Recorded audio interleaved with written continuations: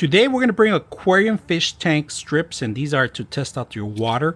If you think you have bacteria or maybe the water's not clean enough, this is a perfect way to actually check your water source. So another way, in the back there's a chart, tells you exactly where you have to be and what chemicals you need to add in there or you have to remove. So this is great for those that have a large aquarium, small aquariums, pretty much anything.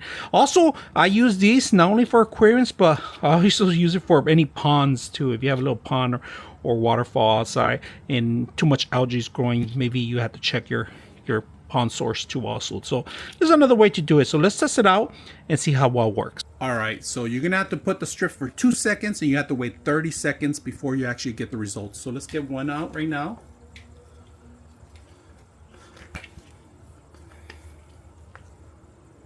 Getting this one. And I always grab it, put it as deep as possible so I could get the best results. All right, look at that. Put it for 2 seconds. 1, 2. We take it out. We're gonna let it run for 30 seconds and then get the results. I'm gonna put it down.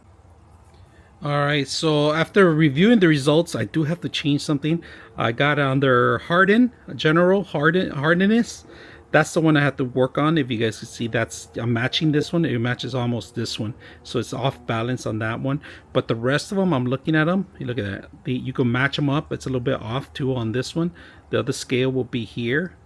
I'm a little off balance on a couple of them that have to work on it and make sure that they're okay. Like this one, the chlorine, we're okay on the chlorine, which I was a little bit concerned about that one. Now I do have a lot of plants that accumulate a lot of different kind of fibers I have to remove, and maybe, you know, some of the droppings that the fishes leave. So I got to make sure I clean some of them, and I'm looking at some bad results. I gotta work on my actual fish tank, if you guys can see. So you can match them up here like I'm doing right now on the chart, if you guys can see that. So this one's pretty balanced right there. The pH is balanced, so I'm surprised on that. But there's a couple of things I have to work on it. So I do have chemicals I'm going to start adding in here, and maybe change the water too to balance the actual chemicals. Very simple, easy to read the chart, easy to actually use this. Keep this by your fish tank. Very useful. I hope you guys enjoy the video.